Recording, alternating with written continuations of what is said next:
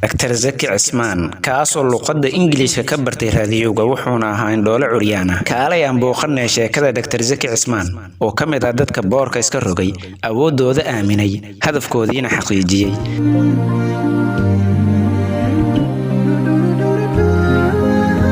bishii Febraayo 1953 ayuu Zaki Cismaan ku dhashay tuulo la yiraahdo Rusayqaad ee ka tirsan gobolka Qaana ee dalka Masar waa ilmo aan dabiici ahayn aabihiina uu yahay danyar jecel diinta kuna dhaqma Zaki wuxuu la dhashay 4 wiil iyo 3 gabdhood markii da'diisu ahayd 2 sano iyo bar waxaa ku dhacday xumad kulul taasoo keentay in uu qaado xanuunka Ebola ee shalalka keena wuu indhabeelay waalidkiisuna way ku dadaaleen duwadiisa balse dhaqaatiirtii ayaa u sheegay in uusan lahayn xanuunkan dawo taas oo waalidkii ka dhigtay kuwa murugaysan laakiin rajo ma dhigin qoyskii wayna isku khilaafeen waxay ku taliyeen inay iska tuuraan si ay dhibtiisa uga baaqsadaan waalidku waa mid naxariis badan way ka soo horjeesteen arrinta badalkeedana waxay go'aan ku gaareen ay qoraalka baraan sanad kadib qoyskii Qaahira ay u guureen sababtoo ah waxa halkaas loo bedelay shaqadii waalidka waxay degeen xaafadda Maanshiya Sadri waxay u geeyeen mid ka mid ah culimada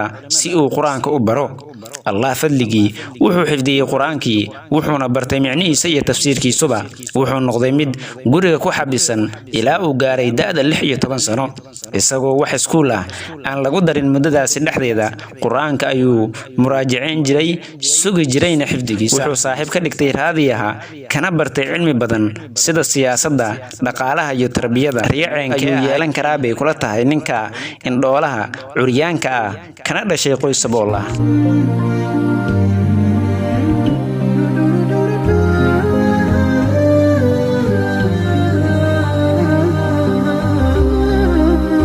wuxuu idaacadda ka dhageysan jiray barnaamij joogto ah oo la yiraahdo maalmaha waxaana barnaamijkaas soo deyn jiray Daaha Xuseen markaas wuxuu ku riyoon jiray inuu noqdo sida Daaha Xuseen oo kale riyadiisa waxay ahayd inuu noqdo qadiib imaam iyo daaci raadiyaha wuxuu ka bartay luqadda Ingiriiska waliba si fiican u adkeeyay barashadeeda wuxuu dhageysan jiray barnaamij la yiraahdo Robi riyadiisa waxa ka mid ahayd inuu noqdo ruux muhiim ah bulshada dhexdeeda gaarana meel sare arrimaha cajiibka ah waxa ka